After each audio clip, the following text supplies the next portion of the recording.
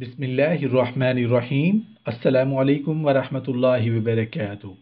بیت اللہ کی سب سے پہلی تعمیر اور طواف۔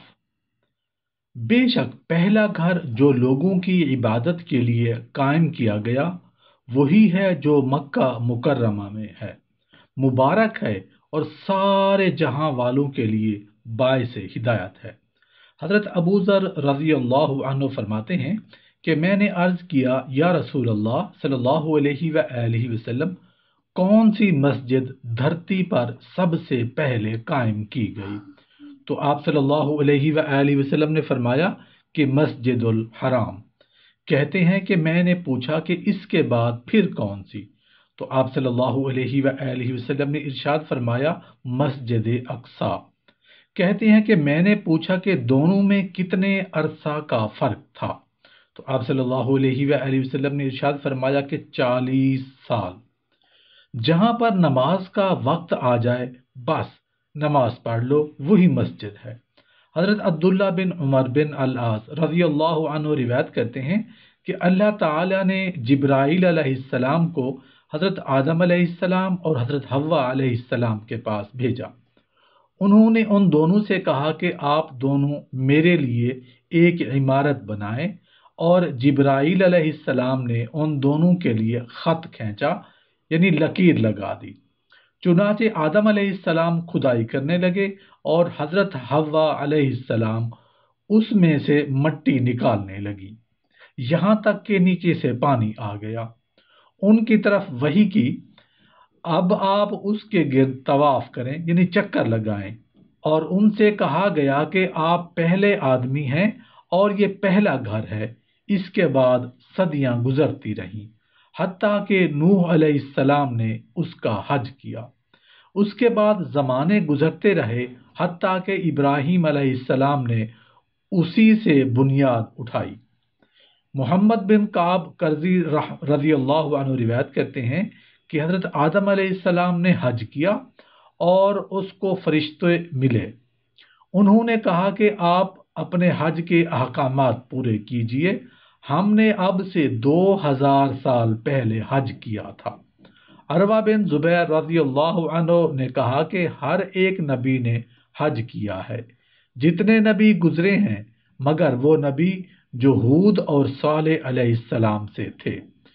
نوح علیہ السلام نے اس کا حج کیا تھا جب دھرتی پر غرق ہونے کا واقعہ پیش آیا، یعنی طوفان آیا، تو جیسے زمین کو جو کچھ پیش آیا تھا بیت اللہ کو بھی وہی کچھ پیش آیا۔ اس وقت بیت اللہ منہدم ہو جانے کے باعث محض ایک سرخ ٹیلا رہ گیا تھا۔ پھر اللہ تعالیٰ نے ہود علیہ السلام کو بھیجا، وہ اپنی قوم کے معاملے میں مصروف رہے، یہاں تک کہ اللہ تعالیٰ نے ان کو قبض کر لیا اپنی طرف۔ انہوں نے حج نہیں کیا تھا، ان کا انتقال ہو گیا۔ اس کے بعد اللہ تعالیٰ نے صالح علیہ السلام کو بھیجا، وہ بھی اپنی قوم کے معاملے میں مشغول رہے، یہاں تک کہ اللہ نے ان کو اپنی طرف قبض کر لیا، انہوں نے بھی حج نہیں کیا تھا، یہاں تک کہ ان کا بھی انتقال ہو گیا۔ پھر جب اللہ نے ابراہیم علیہ السلام کو ٹھکانہ دیا تو انہوں نے حج کیا۔ ان کے بعد کوئی نبی باقی نہ رہا، سب نے حج کیا ہے۔ جب ابراہیم علیہ السلام کی عمر 100 سال تھی اور حضرت اسماعیل علیہ السلام کی عمر 30 سال تھی، تو حضرت ابراہیم علیہ السلام نے فرمایا کہ بے شک اللہ تعالیٰ نے مجھے حکم دیا ہے کہ میں یہاں ایک گھر بناؤں، یعنی بیت اللہ۔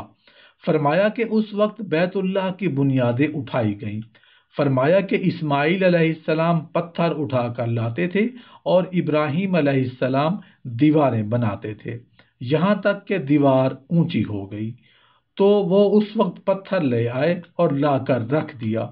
ابراہیم علیہ السلام اس پر کھڑے ہو گئے اور دیوار کو اونچی کرتے گئے، اور اسماعیل علیہ السلام ان کو پتھر دیتے گئے، اور دونوں یہ کہہ رہے تھے ربنا تقبل منا انک انت السمیع العلیم، اے ہمارے پروردگار تو ہی ہم سے اس کو قبول فرما، بے شک آپ سننے اور جاننے والے ہیں۔ اور وہ بیت اللہ کے گرد گھومتے گئے اور دیواریں اونچی کرتے گئے، اور یہ دعا پڑھتے رہے، ربنا تقبل منا انک انت السمیع العلیم۔ اسماعیل ابن عبد الرحمن صدی کہتے ہیں کہ حضرت آدم علیہ السلام جنت سے نکلے تھے تو ان کے ہاتھ میں ایک پتھر تھا اور دوسرے ہاتھ میں ورق تھا، چنانچہ وہ پتا ہندوستان میں اگا تو جتنی تم لوگ خوشبو دیکھتے ہو اسی سے ہے۔ بہرحال وہ سفید یاقوت سے روشنی حاصل کی جاتی تھی۔ جب ابراہیم علیہ السلام نے بیت اللہ کو بنایا اور حجر اسود کے مقام تک پہنچ گئے تو مجھے کہا کہ حجر اسود لاؤ تاکہ میں اس کو نصب کر دوں اسی جگہ۔ چنانچہ وہ ان کے پاس پہاڑ سے پتھر لے آئے۔ ابراہیم علیہ السلام نے فرمایا کہ اس کے علاوہ لاؤ۔ وہ بار بار لاتے رہے مگر ابراہیم علیہ السلام اس کو رد کرتے رہے۔ جو لاتے رہے وہ اسی سے راضی نہیں ہوئے تھے۔ وہ ایک مرتبہ چلے گئے تو جبرائیل علیہ السلام ہندوستان سے وہ پتھر لے آئے، آدم علیہ السلام جو جنت سے لے کر نکلے تھے۔ ابراہیم علیہ السلام نے اس کو نصب کر دیا۔ جب وہ اسماعیل علیہ السلام آئے تو کہنے لگے کہ اس کو کون آپ کے پاس لے کر آیا ہے؟ فرمایا کہ وہ لایا ہے جو آپ سے زیادہ پاکیزہ ہے۔ خالد بن عرعرہ کہتے ہیں کہ ایک آدمی نے حضرت علی رضی اللہ عنہ سے پوچھا، پہلے گھر کے بارے میں جو لوگوں کی عبادت کے لیے قائم کیا گیا مکہ مکرمہ میں جو بابرکت ہے، کیا وہی پہلا گھر ہے جو دھرتی پر بنایا گیا؟ انہوں نے بتایا کہ نہیں، وہ پہلا گھر جس میں برکت اور ہدایت رکھی گئی ہے اور وہ مقام ابراہیم، اور جو شخص بھی اس میں داخل ہوگا وہ عرض والا ہوگا، اور اگر آپ چاہیں تو میں آپ کو خبر دیتا ہوں کہ اس کی تعمیر کیسے ہوئی۔ بے شک اللہ تعالیٰ نے وحی فرمائی ابراہیم علیہ السلام کی طرف کہ میرے لیے دھرتی پر ایک گھر بنائیے، لہذا ان کا دل اس بات سے تنگ ہو گیا، گویا وہ سوچ میں پڑ گئے کہ کہاں اور کیسے۔ پھر اللہ تعالیٰ نے سکینہ اتارا، وہ ایک شدید ہوا تھی، اس کا ایک لمبا اور بالائی حصہ تھا، وہ جھونکا ایک بگولے کی صورت میں آیا، بیت اللہ کی جگہ آ کر گول گول گردش کرنے لگا جیسے سانپ گول کنڈلی مارتا ہے۔ ابراہیم علیہ السلام نے بنانا شروع کیا، وہ ہر روز بنڈلی کے برابر دیوار بناتے۔ جب وہ حجر اسود کی جگہ پہنچے تو انہوں نے اپنے بیٹے سے کہا کہ آپ کوئی پتھر تلاش کر کے لائیں۔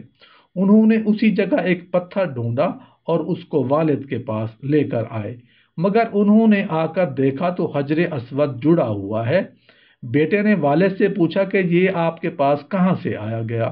والد نے فرمایا کہ اس کو وہ ہستی لائی ہے جس نے اس کو بنانا صرف آپ کے اوپر نہیں چھوڑا رکھا، اس کو جبرائیل علیہ السلام لے کر آئے ہیں آسمان سے، انہوں نے اس کو مکمل کیا ہے۔